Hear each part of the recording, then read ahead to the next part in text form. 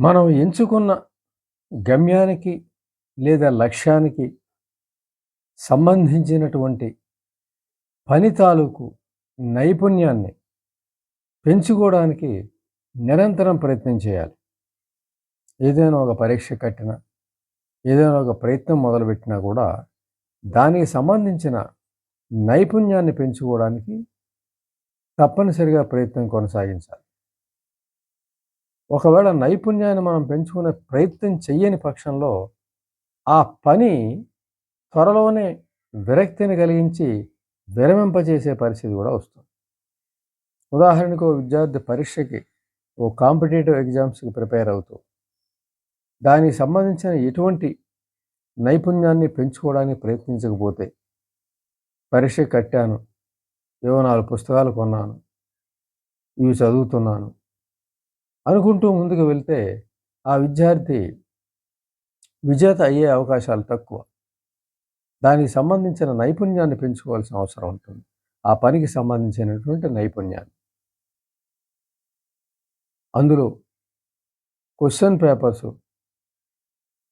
సంపాదించటం, అంతకుముందు పరీక్ష రాసిన వాళ్ళని సంప్రదించటం, అసలు పరీక్ష ప్యాటర్న్ ఏ విధంగా జరుగుతుందన్నది సంబంధించటం, ఎన్ని రోజులుంది ప్రిపరేషన్‌కి అనేది కనుక్కోవడం, దీనికి సంబంధించిన విషయాలు ఎక్కడెక్కడ మనకి సమగ్రంగా లభిస్తాయి, ఏ లైబ్రరీ గానీ, లేదంటే ఏ వ్యక్తుల దగ్గర గానీ ఇటువంటి సమాచారం మనకుంటుంది, లేదంటే ఏ వ్యక్తుల దగ్గర ఈ సమాచారాన్ని మనం సేకరించగలమో, ఈ విధమైనటువంటివన్నీ ఆలోచించి తనలో పరీక్షకి సంబంధించిన నైపుణ్యాన్ని పెంచుకునే విధానాన్ని గాని అతను ఆలోచించని పక్షంలో అతను విజేత అయ్యే అవకాశాలు బహు తక్కువగా ఉంటాయి.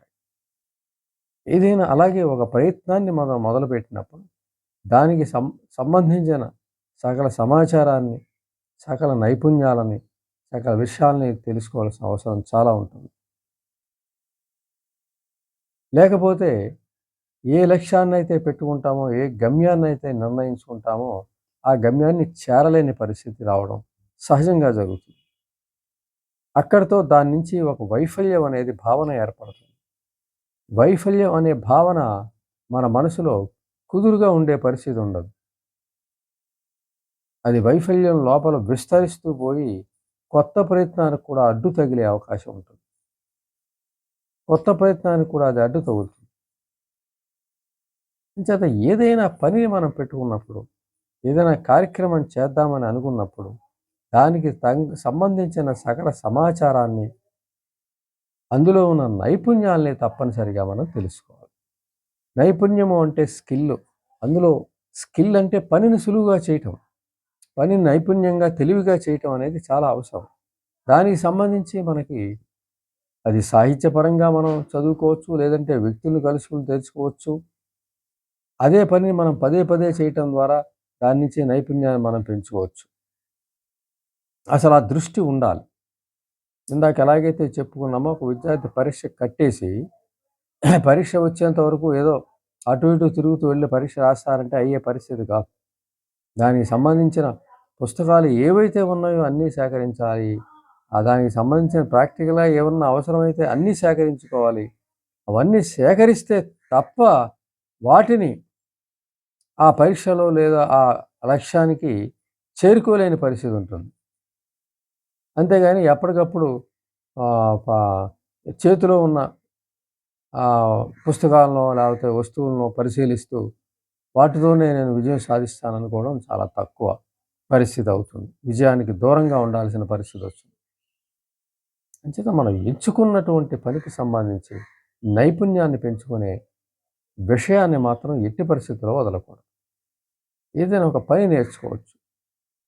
ఒక ఇన్‌స్ట్రుమెంట్ నేర్చుకోవచ్చు. లేదంటే మనకు ఏదైనా కంప్యూటర్‌కి సంబంధించి నేర్చుకోవచ్చు.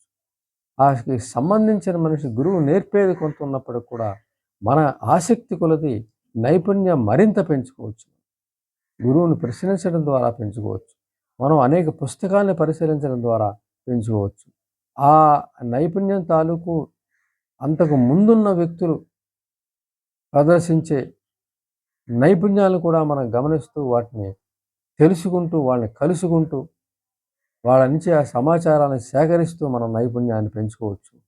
ఎవరైతే మన గురువు ఉంటారో వారి దగ్గర ఉన్న సమాచారం మనకి నేర్పుతారు. అంతకన్నా కూడా మనం సమాచారాన్ని మనం సేకరించి గురువును మించిన శిష్యులుగా మనం మారచ్చు.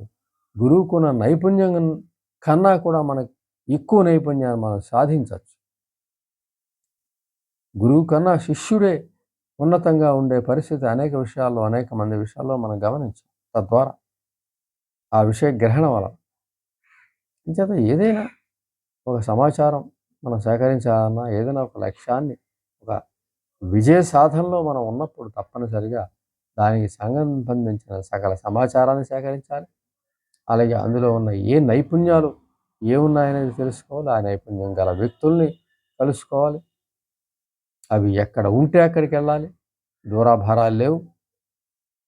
ఆహార నిద్రాలన్నీ తర్వాతే. ముందు లక్ష్య సాధనే ముందు. ఒక లక్ష్యాన్ని సాధించే వచ్చే తృప్తి అటు మానసికంగా ఇటు శారీరకంగా ఎంతో ఆరోగ్యాన్ని ఇస్తుంది. ఎన్నో పోషకాలను అందిస్తుంది. శరీరానికి కావలసిన ఎన్నో ఇంధనాలను అందిస్తుంది ఒక విజయం అనేది. ఆకలితో విజయాన్ని సాధించినా సరే ఆ విజయం ఆకలిని నింపుతుంది, ఆరోగ్యాన్ని నింపుతుంది, ఆనందాన్ని నింపుతుంది. అంచేత విజయ సాధనలో ఉన్నటువంటి వ్యక్తి తప్పనిసరిగా ఒక పనిని పెట్టుకున్నప్పుడు దానికి సంబంధించిన సకల సమాచారాన్ని సేకరించాలి. అందులో నైపుణ్యాన్ని పెంచుకునే ప్రయత్నం తప్పనిసరిగా చేయాలి. నైపుణ్యాన్ని పెంచుకోవాలి. నైపుణ్యం అంటే తెలివితేటలు పెంచుకోవాలి, సులువుని పెంచుకోవాలి, దగ్గరదారిని తెలుసుకోవాలి. మొదట కష్టంగా ఉన్నప్పటికీ కూడా తర్వాత సులువైన మార్గం మనకి దొరుకుతుంది. మొదటి కష్టానికి భయపడి వదిలేస్తే అది అక్కడితో దాని నుంచి మనం దూరం అవడం ఖాయం. అంచేత ఎప్పుడైనా సరే మనం ఏదైనా లక్ష్యం పెట్టుకున్నప్పుడు, గమ్యం పెట్టుకున్నప్పుడు, విజయం కోసం మనం తాపత్రయపడుతున్నప్పుడు, విజయం మనం అవసరంగా భావిస్తున్నప్పుడు తప్పనిసరిగా దానికి సంబంధించిన నైపుణ్యాన్ని పెంచుకుని తీరాలి. దానికోసం మనం ఏకాగ్రతను పెంచుకోవాలి. మనసుని దాని దృష్టి కేంద్రీకరించాలి. అంతేగాని ఏదో ఒక పరీక్ష కట్టాము, ఏదో రకంగా పాస్ అవుతాము, ఏదో రకంగా చేద్దామంటే కుదిరే పని కాదు. అది నైపుణ్యం డెవలప్ కాదు. నైపుణ్యం లేనప్పుడు వృత్తి ఉద్యోగాల్లో కూడా ఏమాత్రం కూడా సుఖం ఉండదు. అత్యంత కష్టం ఉంటుంది. వృత్తి ఉద్యోగం నెరవేరుతూ ఉంటుంది కానీ కష్టసాధ్యంగా ఉంటుంది. అందరికన్నా వెనకబడాల్సిన పరిస్థితి ఉంటుంది. అందరితో చెప్పించుకోవాల్సిన పరిస్థితి ఉంటుంది. అది అవమానకరంగా ఉండే అవకాశం కూడా ఉంది.